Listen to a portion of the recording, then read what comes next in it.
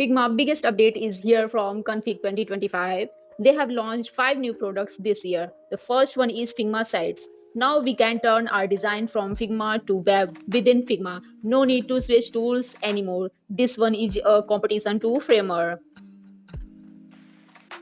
The second one is introduction of grid. Again, another win for responsive design. We can now put things into a grid in Figma, make the elements stretch between columns and rows just like Bento grid system. Make it super dynamic. The third one is Figma Make,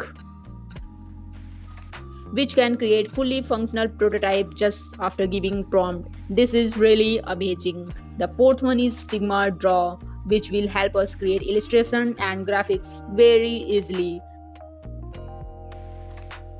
Make illustrations with vector brushes, advanced stroke settings, fills and more. No more tool switching, it's all in Figma.